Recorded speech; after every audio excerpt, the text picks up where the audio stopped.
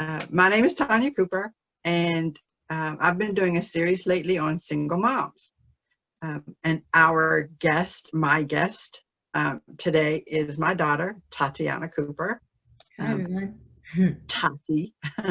And she thought it'd be a good idea to give single moms, single parents, well, technically single moms, a perspective from the other side, which I thought was an excellent idea. And since for most of the entirety of her life, she has been raised in a single family household. She's an adult now. Oh, wow. That's a big word. It's a big word. She's an adult now, and actually has an adult's perspective. Um, Her father and I separated when she was about 8 or 9. The divorce came later, but at that point in her life, she was no longer the child of a two-family household. So, mm, should I ask you the dumb question? Like, what was that like? Well, I think I could just like go over the background for a second. Okay, give us a little. Um, Hey, I'm Tati. I'm 20, and yeah, like she said, they got separated at 8, which means in my 8-year-old brain that they were basically divorced. At the time, I didn't know there was a difference. Just the mere fact that my mother and father were no longer in the same house was enough for me. My dad doesn't live too far from the house I grew up in, the house that she's in right now. He literally lives like 15 minutes away. But at the end of the day, there was a little of like security issues in terms of like feeling the presence of like that kind of male authority in my life. And so there was a little insecurity in that sense, just becoming a little bit more fearful, especially in the dark for some reason. And just like in general, like more cautious in everyday life. I did know him growing up, still know him, still cool with him. And now I guess I'm a part of a blended family because my dad is remarried, and I now have, well, I have 2 siblings. I have 2 older sisters. One is my half sister from my dad's marriage before my mom, and I have a stepsister from my dad's current marriage. So yeah, that's an interesting dynamic in terms of like keeping up with siblings, and stuff like that. But for the majority of my time growing up, I did stay with my mom, but definitely visited my dad multiple times a week. Well, it Um, was regular, not just yeah, multiple it times. was a regular, that It was Monday, regular. Wednesday, Friday, every other weekend type. Yeah. I don't know if everybody does that. We still remember that. Right. I'll be I ancient and will still remember that routine. Exactly. And even as an adult, like just hanging out with my dad, it's more routine to be like, okay, well, I'll probably see him on Monday, or I'll probably see him on Wednesday, or maybe Friday. Like, yeah, Yeah, it's funny how that routine has become more less a routine and more of a mindset. It is and has been since your teenage years, um, not just routine, but um, as regular as going downstairs and getting breakfast. It's a mindset. If he didn't come and visit you or come and pick you up on a Monday or Wednesday, it was out of the ordinary. It was completely absolutely. out. We didn't plan anything for the most part on those days. Yeah. My entire schedule was built around whose house I was going to be at for that day or for that weekend. In the beginning, I did kind of struggle to like adjust to that just because I feel like not many people like think of this at first, but just the aspect of like living in 2 separate households, meaning 2 separate standards, 2 separate rules, 2 separate expectations. And even though my parents, both of them generally had like a similar standard of like expectations for me and like my education and like basic needs essentially. But in terms of like little rules, like chores or Yeah. yeah, chores, or when I could go, when I couldn't go, who I could see, who I couldn't see, when I'm eating or when I'm not eating. Yeah, what I could eat, what I can't eat. Yeah, it's Yeah. so adjusting to that at a young age was honestly very difficult, but of course, as I like got older and matured a little bit more, it became easier. So would you say that the adjustment between the two different households was the hardest part? Minus the obvious fact that you lost somebody in your everyday wake up, go to bed routine. Um, What was the I, hardest thing to get to become adjusted to? I think that would be the more blanket answer to Mm, all the tiny aspects. mm, Um, so trying to adjust in terms of communication mm, between the different parents, in the different households, like that's under the like broad understanding of like, here are two separate people that I used to know together that are not, you know? And so learning how to like juggle communication between them, because they do communicate differently and understand my communication differently. So that's definitely one of the, I guess, many challenges, but yeah. I think in most two-parent households, you have that difference. Mom is different than dad. Dad speaks differently than mom, but you hear those differences within the same spectrum of your everyday life. Um, which is why some kids run upstairs and ask dad permission for something and then run downstairs because they didn't get the right answer and then ask mom, because mom and dad speak a different language and are not always immediately on the same page. Um, since getting used to the two different households, that was when you were young. Like you said, as you grew older and matured, it got a little easier, hopefully. Uh, Yeah. uh, A little bit. Yeah, but since we're talking to single moms, what is a way that you think that your parents could have done it better to make your adjustment easier? Because I think you're right. We didn't give much thought to, because I didn't have a background in separation and divorce, so Yeah. the ramifications thereof were not explicitly known to me. So I think the communication is hard between adults because they're obviously trying to manage something that they didn't feel was manageable to begin with. But keeping that consideration for young kids, are some of the things we should be considering? One thing that I feel like should be considered is, even though you are no longer with or married to your spouse, kind of remember how they communicate and how they communicate with your child. And I think remembering that gives you a better understanding as to like the information that child is receiving from one household, and then relaying that kind of activity or behavior or communication like in your separate household. And I think that creates like a better understanding and a little bit more like compassion towards your child, kind of like she can't help or he can't help but say these things or do these things because she just came from, or he just came from his dad's house or his mom's house. And yeah, yeah. So as a single mother, because I am, um, if my child comes home and is acting in a way or speaking in a way that is not normal for my household, do you think a period of adjustment should be afforded the child, or do we need to go into conversation? Sweetie, we don't use that type of language here. Sweetie, remember that, and kind of explaining so that it's more of a mindset instead of a to-do list. I think explaining would be helpful, having concrete like do's and don'ts, I Mm, think. because when the lines get blurred and there are those gray areas, it can become confusing.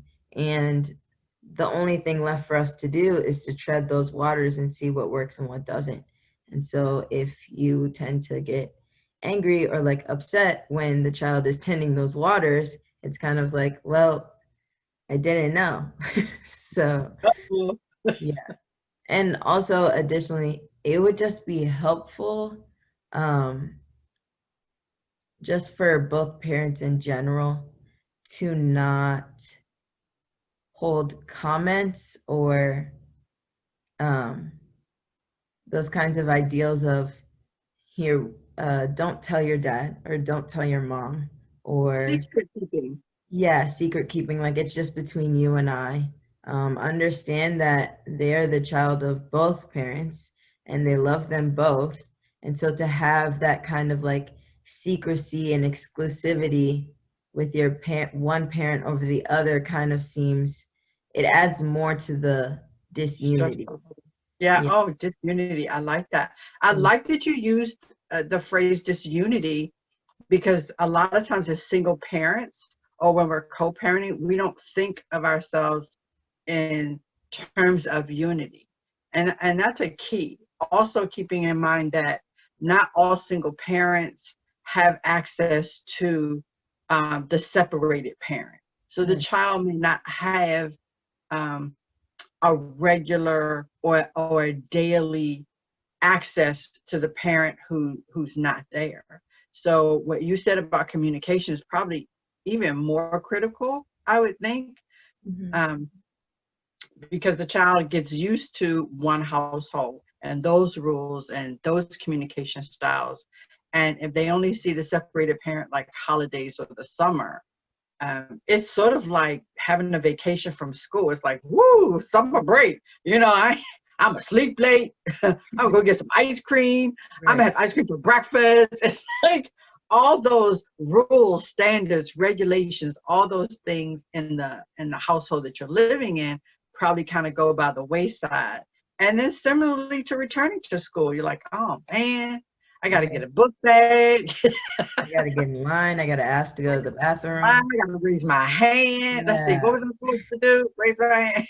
Yeah, So exactly. yes, Exactly. yes, that's a very important. That's very important, and it becomes the more um, the more continuity there is, whether you have access to that separated parent or not. Some single parents, um, the the parent who's not there could be lost, or there's a death in the family, or whatever. So having that communication is critical. How about communication between the parent that you're living with, and the child? How critical is that versus the the cross communication between the parents? I think that is extremely critical. And I think that that brings up a topic of emotional availability. Mm, Um, mm. it has been the most helpful What are for you my mom studying? to be emotionally available for me. And in my particular experience growing up, my father wasn't emotionally available at all. Um, But he was present. he was present, but he wasn't emotionally present, which And, and creates a what you little bit of think there's a issue difference. within myself in terms of like, how do you have a father who's there but not there for you? That's a little difficult thing to discuss later on, but yeah, that's another thing. But to have my mom be emotionally available for me, I'm studying psychology and counseling right now in college, and one of the things that like is prime in the development of a child is having their mother be that kind of constant support emotionally and practically. And oftentimes I feel like that can be hard to try and juggle the, okay, well, they need this, they need this, they need this, they need to get here, they have this doctor's appointment, they need to get to practice. And you may often forget to like reach out to your child and be like, hey, how are you? How are you doing? and like let them approach you with their concerns and with their feelings, and not like judge them or criticize them for it, because just as it's new to you, it's also new to them. So That's a good point. That's a good point. Recognizing that, one, you're not the only one going through this. And two, if it's hard for you, think about how much harder it is for your young child, even if your child is no longer young, yeah, because there's still a difference in the family dynamic. And absolutely. then, and I assume that in a child's mind, now it's broken and I don't know how to fix it. And it becomes increasingly difficult, I think, when children continue to see families around them in full wholesome health, I guess you could say, and to then try to um, find that like contentment in what they have.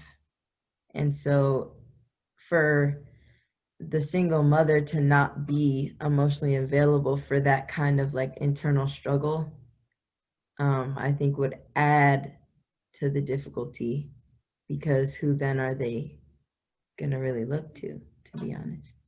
So your identity as a child developed in the household where you were raised by your mom. Absolutely. That's why Okay. I'm great, y'all. I'm telling you. I'm sorry. I said that's why I'm so great, because my mom's great. Well, you're so great because God made you that way. Thank you, God. Yeah. And also I feel like it I feel like sometimes God can be taken out of the picture. Like as an adult now, I can see how God literally put himself and like his wisdom into my mom to then feed into me. And I feel like if you have that disconnect between, if the mother has that disconnect between God, it's kind of hard to continue to like pour out that love and compassion and affection while you're going through something at the same time. Um, just how, you know, a man is supposed to love God in order to love you. It's kind of that same idea of that, like, you are supposed to love God so he can show you how to better love your child and to like feed and Mhm. nurture it to him. So, yeah. Truth, preach. Yes. Um, wow, that was really good and juicy. Um, so I'm gonna ask you a couple of questions based on just a series of questions I've asked in this series about single moms. Um, what was you already told us what your pretty much what your biggest challenge was navigating two households and everything that's encompassed under that household umbrella. Yes. Okay. So what has been or was, either way, your greatest joy? Um, I at the time or looking back on it now? Well, can we have both? I don't want Sure. to be greedy, but Um, if you I have both. yeah. Um, well, let's just say looking back on it now, I think my greatest joy is um being able to have like better communication skills and flexibility when it comes to um I guess furthering relationships in my life. I think having to learn to navigate not only my emotions, but then the communication of my emotions to both my parents in two separate households, with the addition of more family with like my stepmom and my stepsister. Having to learn all of that has really like made me the person I am today. It has really made me, I think, more empathetic and like compassionate towards people, because I have so many different experiences that I don't think I would have really gathered to that extent if both my parents lived together in happy, perfect harmony. Um, but I But think, that's what we go for, the happy, perfect harmony. yeah, That's yeah. And I guess when you have that happy, perfect harmony, you learn those skills in other ways and other avenues. But particularly for me, that's where I learned that skill. Um, but at the time, it may sound kind of like materialistic, but uh, two sets of like gifts, two sets mm, of like food, things like that. It doesn't take much to please me. So one parent takes me to the McDonald's and the other takes me to Wendy's. Like that's the joy for me. Yeah, definitely. yeah, I can definitely see that. I can. You Yeah, were you were never starving for long. Okay, no, yeah, not for long. yeah. So biggest regret? Um, I don't have any. Really? I don't have any regrets Well, because let's just stop right there for just a minute. As a okay. single mom, I can't speak for all single parents, nor would I try, but there's a lot of lamenting. Um, there's a lot of what will, and all parents go through this particular part, what will they be when they grow up? Not vocationally, but all parents, because we're human, make mistakes. That's just that's just life. So with this added element to the family dynamic, now my child is without the other parent. How am I ever going to make up for that? And I guess my assumption as a single mom is that you would have regrets. Um, I guess if I were to have a regret, which is like pulling it way deep and bringing it all the way up, is resentment. Um, Mm. I definitely resented both of my parents in different ways and different levels and extents. But I guess that would be something that I would regret, but also understanding that that was part of my growth process. That was part of me trying to understand my circumstances and how I adjust to them and being compassionate about how my parents are adjusting to them. And obviously, you're going to make mistakes because you're not perfect and things happen. But I don't think that any of those mistakes um, are crippling to me anymore. Um, they have propelled me in my Ooh. growth, if that makes sense. Um, Ooh. So you went from a handicap to a catalyst phase yeah, where what you were going through, instead of holding you back, pushed you forward. yeah. It Can became you? my motivation for a lot of things.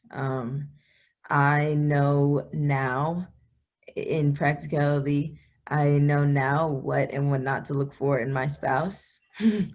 I know what kind of um, Future level. spouse? I'm sorry. Future spouse? Yeah. Yes. Okay. Yeah. Yes. Hmm. And my husband. I know now, like a whole different level of compassion and understanding, like growing into an adult.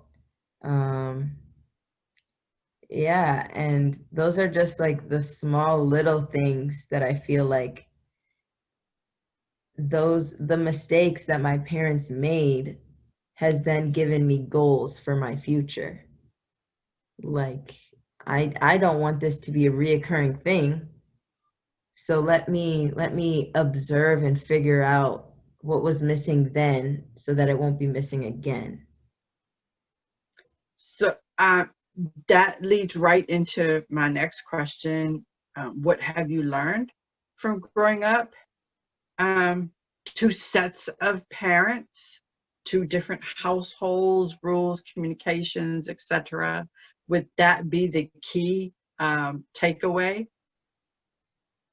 Um, one of many. I mean, all of the lessons that I've learned have equal standing to me.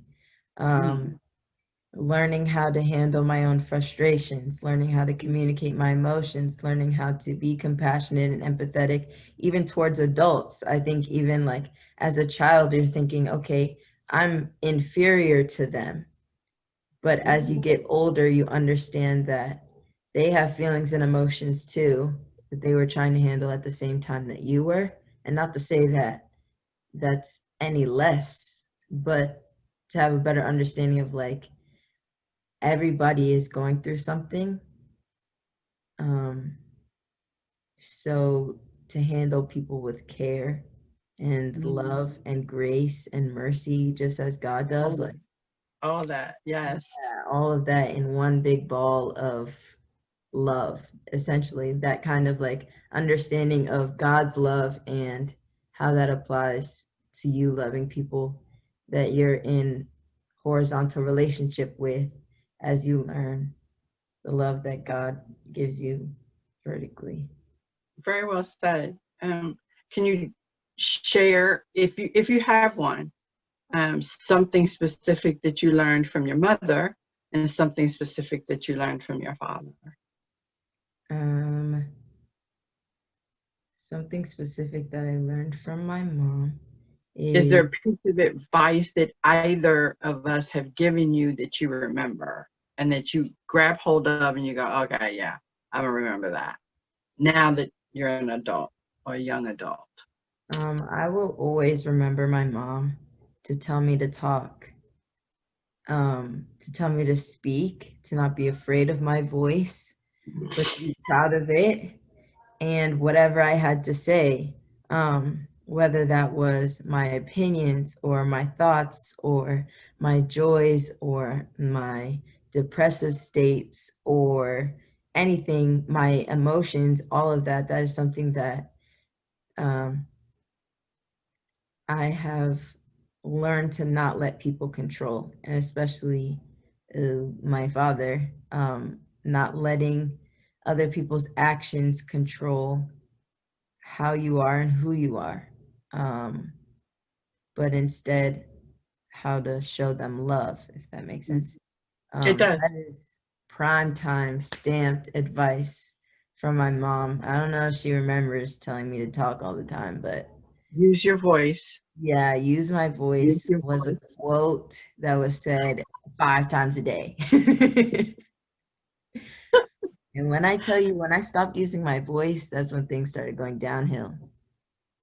That's that. Your voice is very important because you're unique. You're the only one who has that particular voice. See y'all, So emotional support. You see emo- that? Emotional that support. just came right out because Uh-huh. you're right. I'm Blow that used to right up. saying it. Yeah. Just Um, rolls right off the tongue. yeah. How about something from your dad? Wow. See, this is a bit harder just because my view on my dad versus the view on my mom are very different. Um, Different people. yeah. But not just different because of different people, but different in likeness. I love my dad, and I've grown to like him more now. But um, I guess something that I've learned from him is the aspect of enjoying the life that you have. Oh yeah. Um, he is someone that Mhm. will do just about anything to make his life better, easier, more fun. I was about to say funner. Yeah. More Funner. fun. Funner is a word. It's not. It really is. Funner is a word. It It should really be. So I'll use it. is. Funner and um just that aspect of enjoying the life that you're living. Regardless of your circumstances, there's always going to be something that brings you joy. And although I've learned better now that God is the one that brings you joy, um, oftentimes you can get stuck in that mindset of like, this is my life, and my parents are like this, and my family is like this, and there's nothing I can do. Um, but really, there is something you can do, not necessarily to fix your family or to mend it back together and put a band-aid over the whole thing. But to continue to have your own goals, have your own joys, have your own moments, like even to yourself and with the people that you still love. Yeah. Here's a hard question, and the question is basically geared toward single moms. Okay. Maybe a particular fear that they have. Would you say, at the stage you are now, are you broken? I was, but that's what God's for. um, True. I don't want to Really say well said. I don't want to say that moms can't do anything about it, but I will say that you are not the primary fixer. You want to be because that is your Okay. child and you see them in a particular state of discomfort and frustration and even anger and sadness. But at the end of the day, God is the builder and creator of all things. And so as long as that's something that you continue to like fill your child's life with, not just saying that things will get better, but reminding them that God promises things are going to get better. And my brokenness has again been built back by God's love and has allowed me to love others better. So I hope that's encouraging because it is. um, and also a little discouraging because you kind of want to control the situation and, you know, put your child back together and everything's okay. But I think it's helpful to realize and to come along that side them and being like, it's not okay, but it will be. It's not okay, not because I'm going to feed you more or I'm going to give you more gifts or I'm going to spend more time with you, but because God is already in you. And as long as you're alongside him, and as a mom, I will help you with that. But their relationship with Christ is definitely important for the healing of the broken. Definitely. Thank you for that. Yeah. As a single mom, single parent, it's difficult seeing your child go through those challenges and knowing that's your fault. That's how you see it. That's your fault. They wouldn't be going through these specific challenges. There are hundreds others out there. But they wouldn't be going through these specific challenges if it wasn't for the decisions you and your spouse made, or if it wasn't for the fact that whatever happened, happened. And now you're left to kind of, like you said, pick up the pieces and try and glue it back together.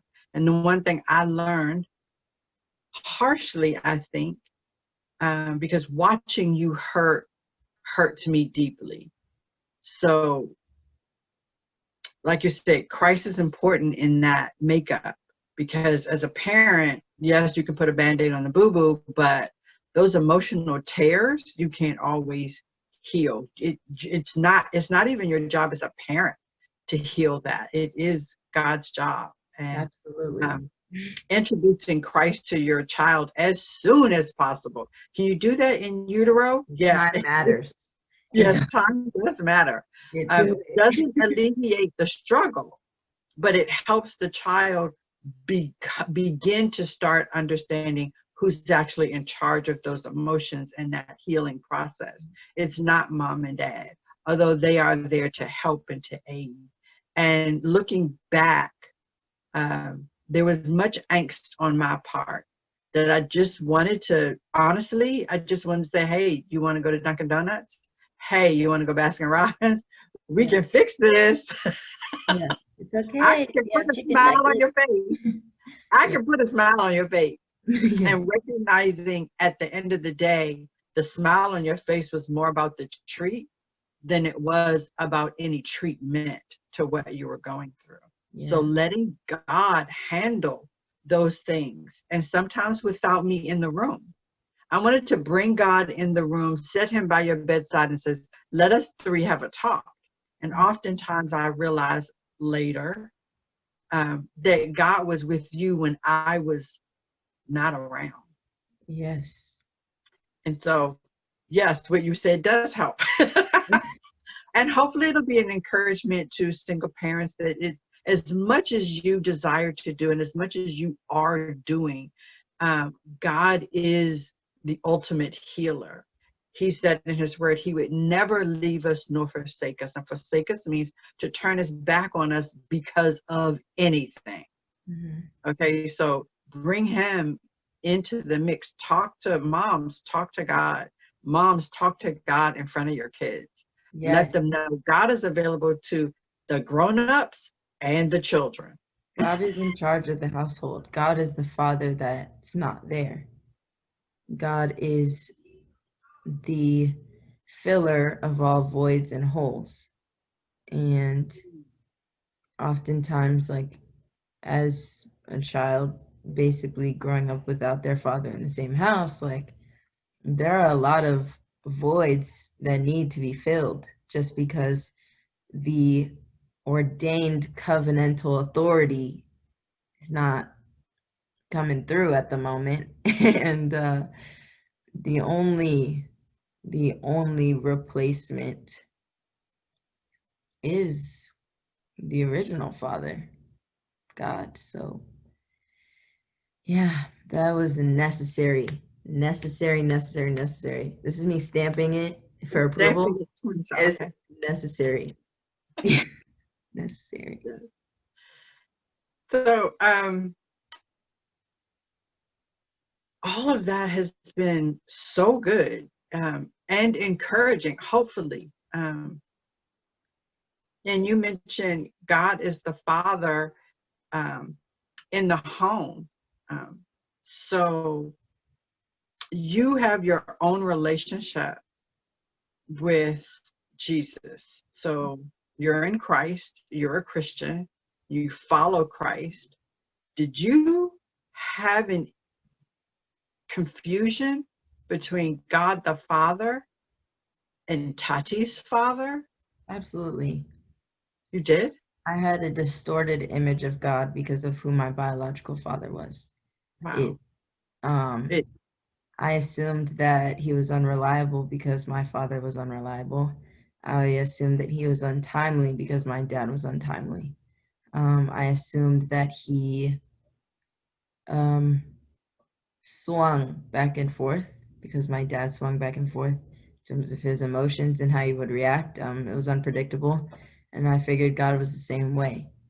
And it wasn't until, well, I think I realized it, but I didn't start living like it until I watched. I'm about to plug a pastor and a video on YouTube. So listen up. On YouTube, Transformation Church, Pastor Michael Todd, Daddy Issues. That series, or I don't know if it's a series, but one of the videos is so good. It is so good and will definitely help you understand, I guess, more of how your child may attribute their biological father and his characteristics to God, and how that is a grave mistake because God may be just about everything but that. So I did have that distorted view of God, and thankfully that was adjusted. It did take some time in terms of in practice, but I did. how Unfortunately, important was that understanding? That was one of my other questions was what was your biggest epiphany? And would that be it? That, oh my goodness, God is not like my dad. yeah, that is one of the greatest epiphanies, and I didn't realize that that's what I was doing. I didn't realize that I was connecting my biological father to God the Father. And I didn't realize that that controlled how I prayed, that that controlled how I spoke to him, that that controlled my confidence in him. Him who? Your confidence in God or your confidence in you? Yeah, my confidence in God. So it controlled how I prayed to God. The trust that I had in God definitely affected the trust that I had in God. Um, and because of that, God seemed less available. Mm. God seemed less reliable and less sovereign and holy like he really is. You mentioned a YouTube video that you watched, and I'm assuming you didn't check out that YouTube video at 7. So, I didn't. but how important was it, is it, that you have outside resources, somebody to talk to, somebody who can explain things to you outside the two households, or even, let me just not say outside the two households, because there could be people in your households that you're going between that you can talk to, but somebody outside mom and dad that you, or even if the other parent is no longer around, outside your mom, that you can, because I'm assuming you didn't tell your mother everything. No. What? I thought we were, man, I thought we was like that. I thought Not we was like like, this. are we like Not like this? this. It The feels reason like why this. we like this is because I don't It tell you feels like, everything. That's why. This is why. Um, but I back to love your it. It feels question. like, but it feels like, okay. You say it's like this, it feels like, okay. Yeah, Okay. but back to your question, that is the most crucial and vital aspect of your child's life, to have outside, healthy outside support system. I have Yes. had I had a counselor growing up. I went to her 2 separate times. I can say that she is part of the reason why I'm here today, not just What do you mean? alive, What do you mean a but counselor? Like at your school, you were talking to a counselor? like an outpatient therapist counselor A who I'm professional um, family counselor, a professional family counselor. yeah, yeah. Okay. And it did help a little that she had the same beliefs and biblical worldview, but that wasn't the majority of our counseling. The majority of our counseling was to give me tools that I could not have obtained from my parents, because my parents can't necessarily teach me how to always handle mine and their emotions at the same time, That's a and good how point. to juggle that on top of a social life and extracurriculars and all the other things, including like puberty and peer pressure and things like that. So um, that's vital. I also had what I would call my second family. Um, I went to school age childcare program, after school SAC. I spent hours and hours on end there after school, and they were they were my family, Yeah, really. And to have them just love on me helped tremendously. Just having people around to just love on your child, they won't necessarily recognize that that's what they're doing at the time, or how much it's really helpful, um, and how much that those people create a safe haven for them. But at the end of the day, that was something that I think was necessary for not only to for me to remain somewhat sane, but for me to remain alive, to be honest, to like live and to continue to want to do so. And yeah, yeah, huge, huge, huge thing. agreed. Yeah, Agreed. yeah. Um, as a single mom, I just want to speak into this. Um, I was a single mom. Well, I guess I'm still a single mom because I'm still single. Um, as a single mom of a young child in grade school, I would work outside the home. So it was critical for me that Tati felt safe and that I thought she was safe while I was at work and she was at school, and those critical leftover hours after school has ended, and school age childcare, um, affectionately known as SAC, was what probably held my household together. Because Tati had a break from me and my emotions, of course, during the school day. I was at work, she was in class, but even after that, they were her caretakers, her family, like she said. And even after she grew up and became a teenager and aged out and everything, they still remain pretty close. And so proud of where she is right now. But they helped in ways other than homework or projects or whatever. They helped in the care, the emotional care that Taji talked about earlier. They helped in that gap where I was unavailable, where her dad was unavailable, because we were both working separate households, but we still both worked outside the home. So she still needed that support and that girding and that shoring up, that foundational emotional support in her formative years. Yeah. Yeah, definitely. And if you don't have that, is there a friend, a neighbor, family members who can help bond with you and your child in the family dynamic that you have now? Even if it's for a short time, 6 months, a year, having that does wonders for your kid. It definitely proved to be um, A a relief. comfort, yeah, a relief from my mind that she was in safe hands. And I wish I had time to tell you all the stories where, she felt afraid or scared or bullied even. And these people would jump to her rescue like superheroes. Oh yeah. Oh, yeah. And in my mind, and I believe in hers, that's what they are. They're superheroes. They're superheroes in our life. And I'm not sure that we would be as cohesive a family if it were not for them. God definitely provided resources and tools in the personage of her counselor. And can I ask, so you're a big proponent of professional counseling? Like, that's okay Yes. with you? Yes, yes, yes, yes, yes. Do it, do it, do it, do it, do it. Your kid is not crazy. Your kid is not crazy, and you're not crazy for going to Ah, counseling.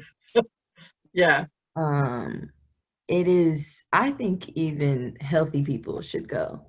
Um, absolutely.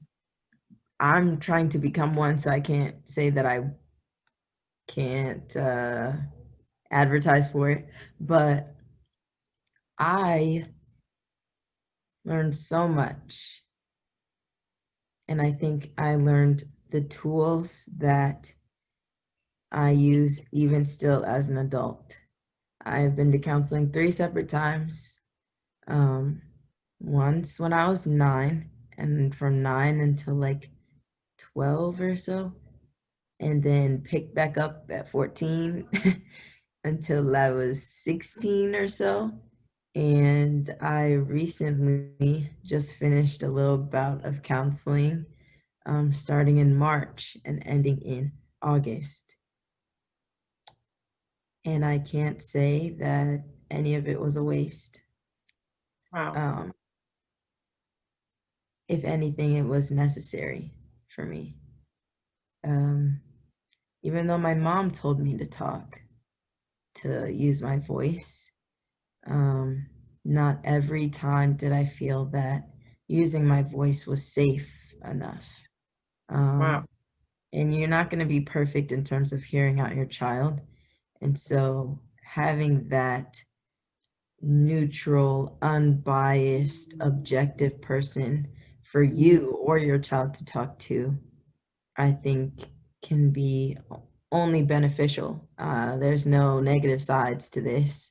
Um, they are professionals that will give you tools and practical things to help you and or your child along this whole process, like throughout life and your personal individual struggles, as well as applying that to the circumstances that you guys are in. Yeah, I love it. Like, Love not it. just a little biased, right? Not just a little biased. You just love it. No, Again, I would like to speak on what she spoke on, because I'm going to be honest and say my feelings were hurt. They aren't now. My feelings were hurt at the time, although my daughter came to me and said, Mom, I need somebody to talk to. And I knew what she meant, because I was standing right there. So if she had something to say, she could have said it. And she said, I think I need somebody to talk to. Can you get me somebody to talk to?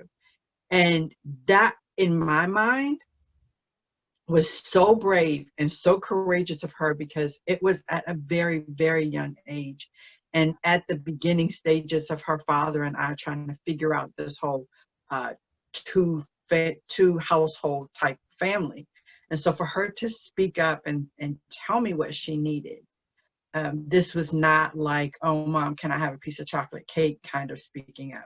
This is, as soon as she said it, I understood that this was critical to her well-being. Little did I know that it was critical to my well-being as well, knowing that she was on a regular basis seeking to become healthy and whole as much as possible. She was seeking help. How cool is that from a kid, any kid at any age? And the professional that we ended up with, the professional that God provided us. absolutely. Absolutely. That. Preach. Stamp that. The professional that God provided us was monumental, and not just for her. She was monumental in bringing her father and I in, where we weren't arguing or fussing at each other, or acting out in front of Tatiana, which is something we did early on in her life. Um, she was counseling us as much as she was counseling Tati, only indirectly.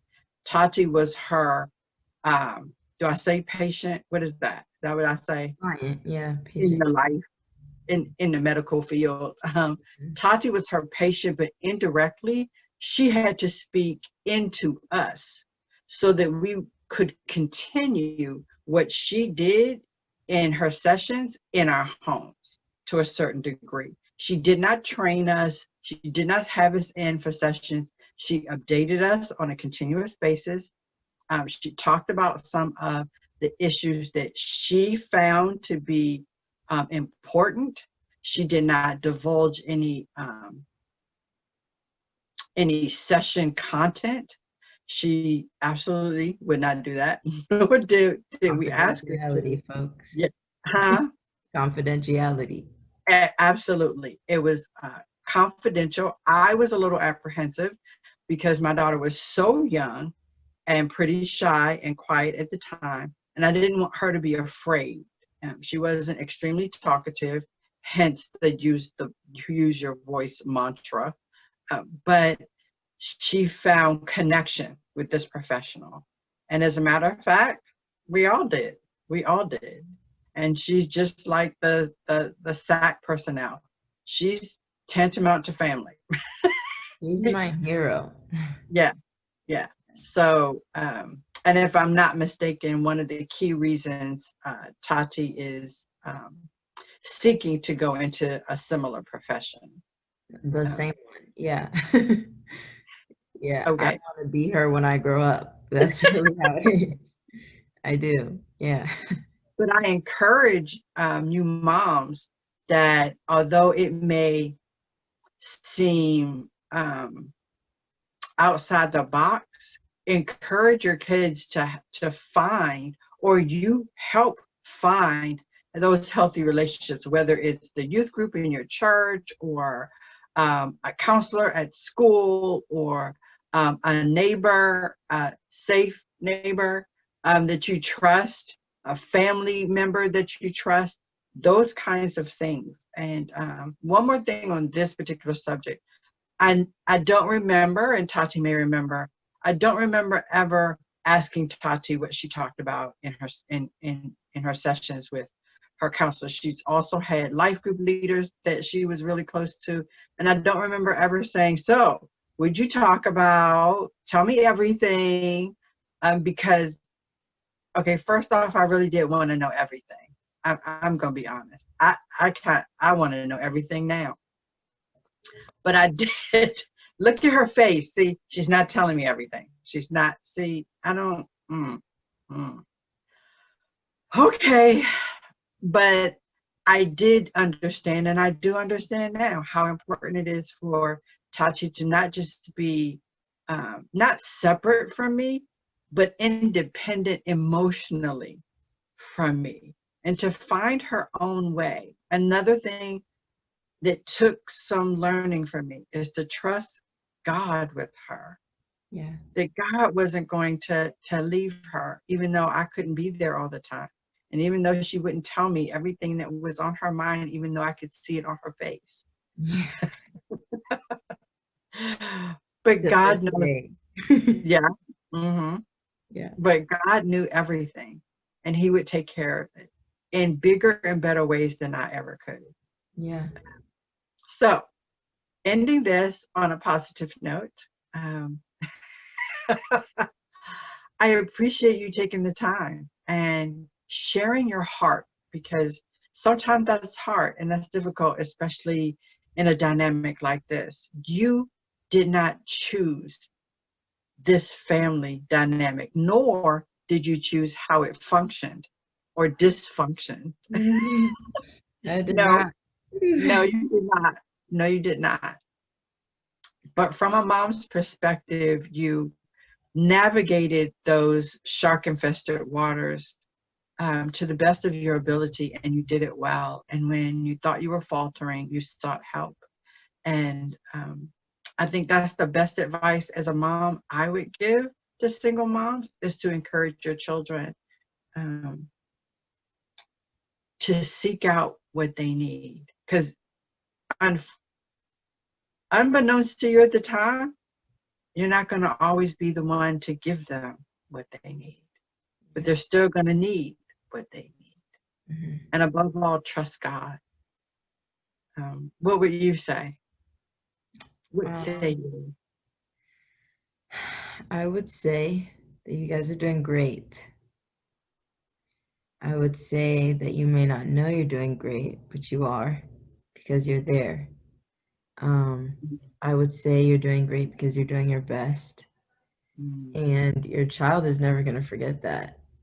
Even throughout the mistakes that you make, when they recognize that you're doing the best that you can, that is something they will be grateful for forever.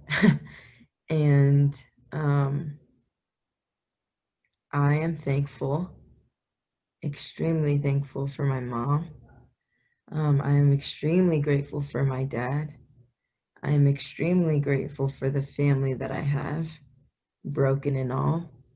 Um, and I'm extremely grateful for the role that God has played in all those dynamics of my family. And He is the only reason why I'm here and relatively successful, um, and how He has mended my family, to be honest. My relationship between my mom has grown. My relationship between my dad has grown. My relationship between my siblings have grown. Um, and all the interworkings of that was hard on everyone's part. But God comes through. Not to say that your family's going to come back together in the end, because can't promise that, and neither is God going to promise that. But um, I'm good. I'm good. Like, I'm great. Like, I feel like there's this fear that your child will never be the same. And that is true. Your child is never going to be the same. They're going to be better. They're going to be, Yay! because your your child is going to be better because God will turn it around. Not because you turned it around, or you and your spouse got back together, or you may have found a stepdad. That's not in itself going to make it better. God's role in your relationship between you and your child is going to make it better. And he has brought every aspect of support in my life. My team, I played soccer my whole life. My team has been, and I've had different teams, but every team has been a family to me. Like we had said before, SAC has been a family to me. My life group at church has been a family to me. The friends that I've met along the way have been my family to me. My counselors have been my family to me. And even when it's not fully whole, and it is broken, it isn't, I guess, detrimental. It isn't redeemable. And that's not true. It's not true at all. So, yeah. Thank you. I really appreciate you doing this. Whew, this was good. This was good. Good. It was good having you. I was a little Yay. nervous. I was a little nervous. So was I. What is she gonna say? I was a good mom, right? Okay. But to everyone out there, my daughter Tatiana is 20 years old, a single young female in college, and grew up um, within, and I can't say really a single family household, but primarily in a single family household. And today, as you have heard, she is healthy and contented and relatively happy. Okay. And God did that because God redeems. He really does. He takes our brokenness, and since we can't put it all things back together, He does. And like she says, He makes it better. And He really is the only one who can make it better. I appreciate everyone tuning in. Thank you so much. Bye.